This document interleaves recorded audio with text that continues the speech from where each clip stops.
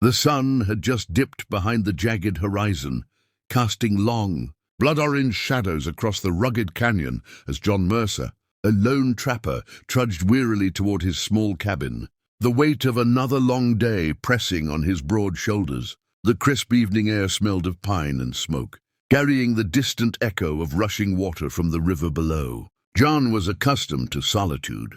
The wilderness was his companion, his only friend, and in all his years he had learned to trust its silence. But that night a strange unease settled over the valley, a tension he could not shake, as if the land itself whispered of approaching danger or of something extraordinary about to unfold.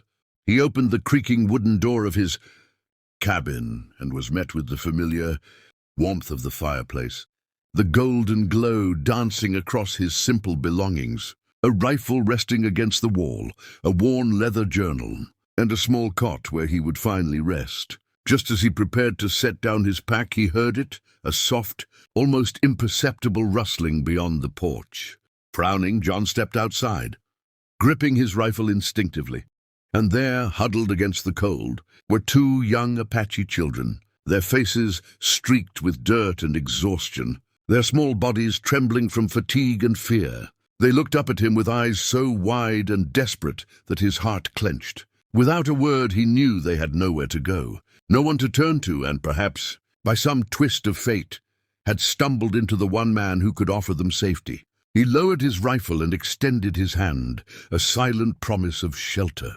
The children hesitated, glancing at the shadows behind him, then slowly stepped forward.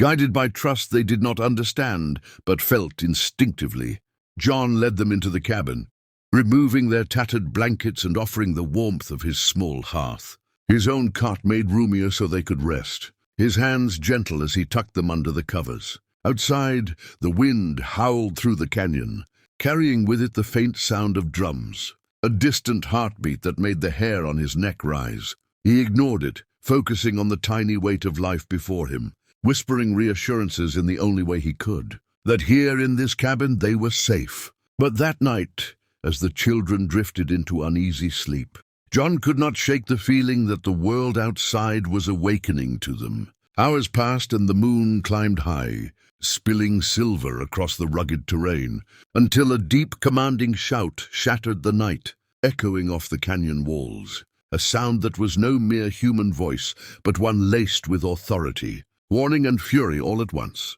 The cabin door burst open, and before John could react, a figure appeared, silhouetted against the firelight, massive and imposing, riding a powerful horse, eyes blazing with a fierce protective rage. Behind him, a tidal wave of warriors emerged, 150 strong, their horses kicking up clouds of dust, weapons gleaming under the moon's light, the drums now booming in rhythm with their charge, signaling that no mercy would be given, no intrusion tolerated. John's heart pounded as he stepped forward, hands raised, trying to convey peace, to explain.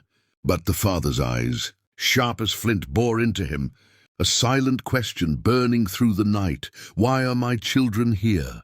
The air was thick with tension, each second stretching into an eternity as the warriors surrounded the cabin, forming a wall of spears, arrows, and unyielding resolve. John's mind raced, recalling every lesson he had learned in these wild lands: patience, respect, and the unspoken rules of honor among men and tribes. He spoke slowly, choosing words that might bridge worlds, appealing to the father's sense of reason, to the basic understanding of human compassion. He told the story of the children's flight from danger, of their exhaustion and need for shelter, of the brief encounter that led them to his cabin, emphasizing that his intent was not harm, only kindness. The father's gaze softened slightly as he listened, though suspicion and anger still simmered beneath the surface. The warriors remained silent, their presence a palpable warning that any misstep would ignite a storm of violence. In the tense pause that followed, the children stirred, one clutching the father's sleeve instinctively, a reminder of the deep bonds of family and loyalty that could not be ignored. John took a step closer, careful not to appear threatening, and offered another gesture of goodwill, presenting food and water to the weary children, signaling that he sought only their well-being. The father's expression wavered, torn between the need to protect his children in the recognition of the trapper's sincerity. Slowly, deliberately, he dismounted, each movement deliberate and commanding, a silent lesson to his warriors in patience and judgment. As he approached the cabin, the tension was almost unbearable. The night holding its breath, the wind still, the moonlight frozen on the rugged landscape.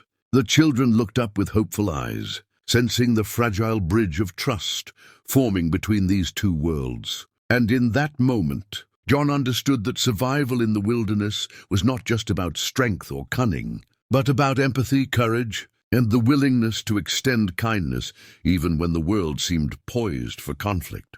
The father reached the cabin door, studying John with an intensity that could pierce stone, before finally nodding, a subtle, almost imperceptible acknowledgement that he understood John's intentions, that for now no violence would erupt, that compassion had, at least for the moment, triumphed over instinctive rage. The warriors relaxed ever so slightly, the rhythm of their drums slowing, tension easing as the air of confrontation lifted, replaced by cautious respect. The children, now reassured, nestled closer to John, and for the first time that night, the cabin felt like a haven, small beacon of humanity amidst the vast, unforgiving wilderness. But the arrival of the Apache father and his warriors was only the beginning of a story far greater than John had ever imagined. A tale of honor, courage, and the unexpected ways that kindness can ripple through the hearts of even the fiercest protectors. And as the fire crackled, casting flickering shadows across the cabin walls, John knew that the next day would demand more than he had ever faced, that the bond between him and these children would be tested in ways he could not yet foresee, and that the wilderness around them held secrets, challenges, and revelations that would push every limit of trust, bravery, and the human spirit.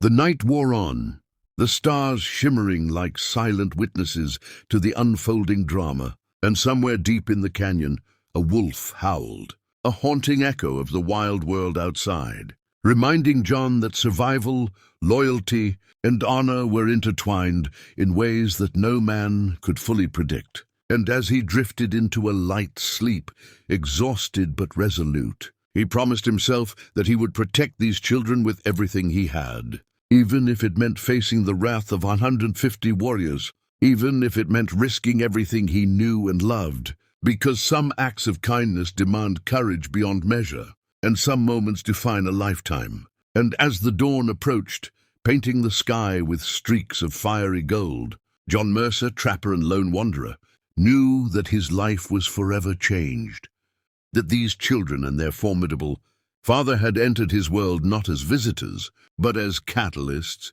challengers, and perhaps, in the strangest way, as the family he never knew he needed.